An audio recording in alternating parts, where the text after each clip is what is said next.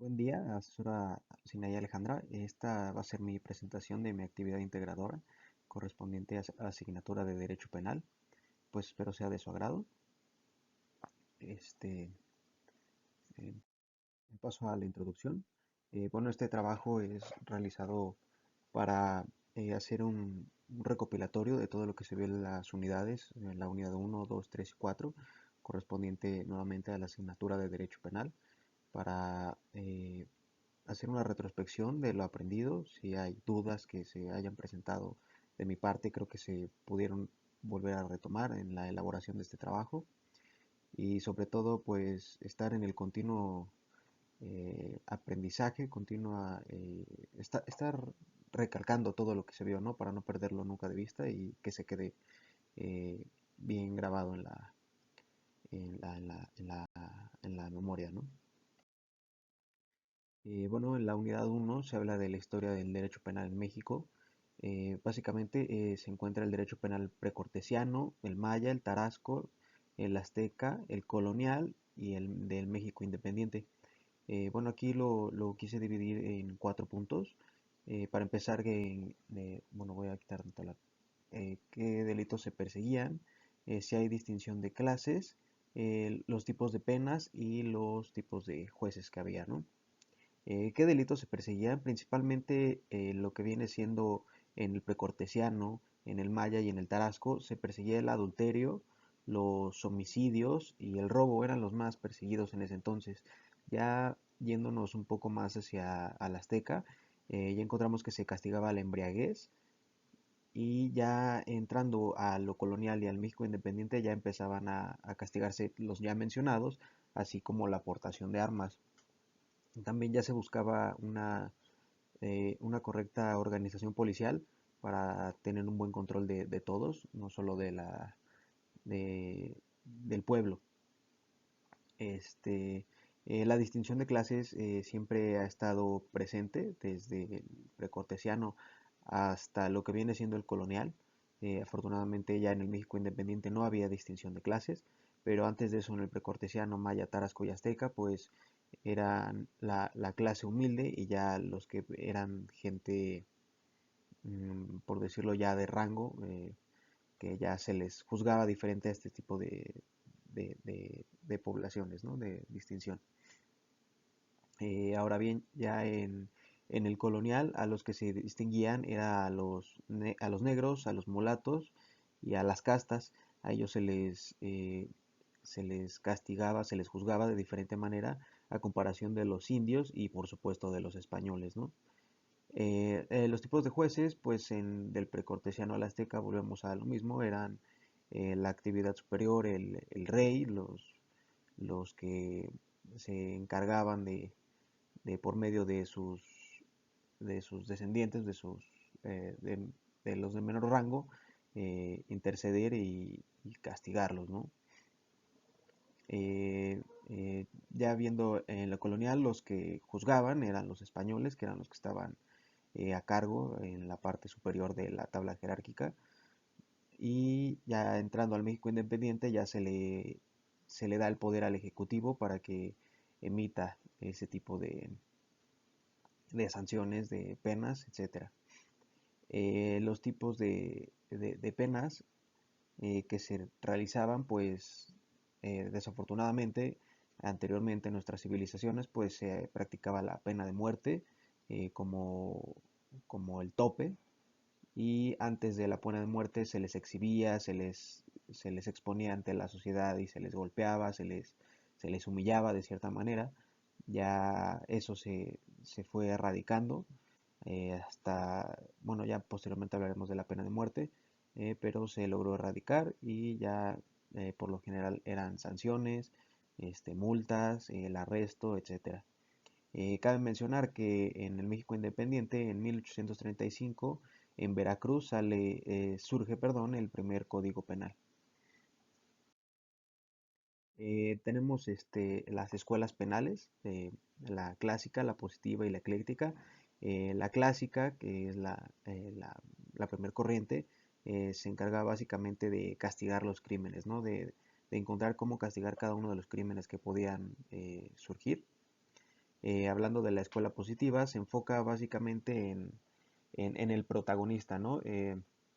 Sí en castigar los crímenes, pero en hacer un enfoque en el protagonista, en el actor, en el delincuente, en el que obra el crimen y sobre este ejercer las penas, ¿no? Pero tratar de buscar el por qué que se cometían los crímenes, buscarlo desde un principio, porque se dice que tenían patrones endógenos y demás. Y ya hablando por último de la escuela ecléctica, es se entiende que todos los actos son individuales, que a cada uno se le debe de juzgar de diferente manera, no porque alguien ya haya cometido un crimen anteriormente se le va a juzgar de la misma manera, sino de diferente manera. Y en esta misma escuela surgen dos corrientes, una que es la sociológica y otra la técnico-jurídica. Y y básicamente lo que buscan las dos de diferente manera es el orden jurídico, que se trate de respetar a lo más posible las pues las normas, ¿no?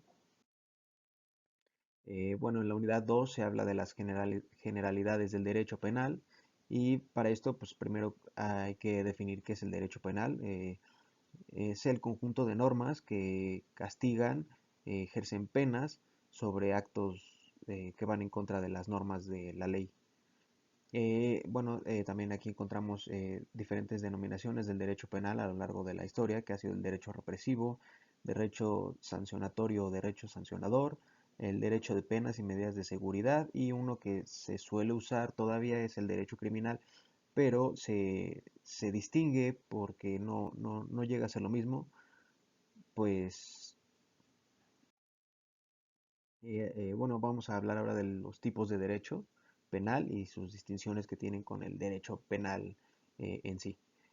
Tenemos el derecho disciplinario, que básicamente sancionan a los que quieren violar el orden jurídico, por ejemplo, que la iglesia se quiera saltar a lo que vienen siendo las normas que establece el gobierno. El derecho penal administrativo, como su nombre lo dice, sanciona a los que van en contra de la administración pública. Y por último tenemos el derecho penal fiscal, que es los que es el que sanciona, perdón, los que van en contra de Hacienda, que no cumplen con las obligaciones fiscales. Básicamente este se juzga por medio de multas o por porcentajes. Y básicamente el derecho penal, como ya lo hablamos anteriormente, pues se enfoca a los crímenes. Tenemos también el derecho penal objetivo, que se encarga de determinar los procedimientos y castigos hacia las infracciones que se cometan a la ley. Y por otro lado, el derecho subjetivo, que define cuáles son los delitos y las penas de cada uno de los delitos. Bueno, aquí un breve mapa que tenemos que es el derecho penal. Tenemos a sus ciencias auxiliares, perdón, y sus fuentes del derecho penal. La fuente del derecho penal primordialmente y sí o sí, de hecho, se debería contemplar que es la única, es la ley que se establezca en nuestro sistema o en cualquier otro sistema que estemos, ¿no? Y en el derecho positivo mexicano se establecen unas auxiliares, no como tal se van a tomar en cuenta, porque como se dice es la ley, más sin embargo se pueden utilizar perdón, para su interpretación, como viene siendo la costumbre, la equidad, las jurisprudencias que se puedan crear y los principios generales del derecho, ¿no? Como ciencias auxiliares del derecho penal tenemos a la criminología, que básicamente es los que estudian los delitos en sí y las observaciones de lo que haya pasado en un delito, ¿no? En la comisión de un delito. La estadística criminal, como bien lo podemos interpretar, habla de números, hacer gráficas, encuestas, entender numéricamente la comisión de delitos, etcétera.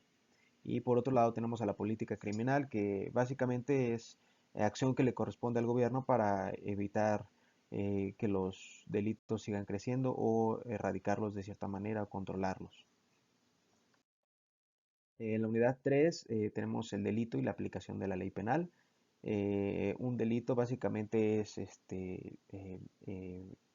corromper la ley, no hacerle caso y ir en contra de la ley básicamente, ¿no? Eh, por medio de actos. La aplicación de la ley penal, al igual que el derecho, tiene ámbitos de aplicación y al igual que las normas del derecho normal, pues va a ser por medio de ámbitos espacial, temporal y de validez personal, ¿no? En cuanto al espacial, es el territorio donde va a ser aplicada, donde va a ser vigente la ley penal. En el temporal va a ser el momento en que la ley es emitida, en el que va a tomar vigencia, y en algunos casos pues se llega a cesar el tiempo de aplicación de la ley penal, ¿no? Y el tiempo de validez personal pues nos va a hablar de, pues que se aplica básicamente a las personas individualmente. Como se ha platicado anteriormente, no se le va a aplicar las mismas penas a todos, sino que a todos y cada uno es de manera diferente. En la unidad 4 se vio la teoría de la pena. El concepto de pena es básicamente que un juez va a poder, por medio de su criterio y aplicando la ley, ejercer algún castigo hacia el infractor.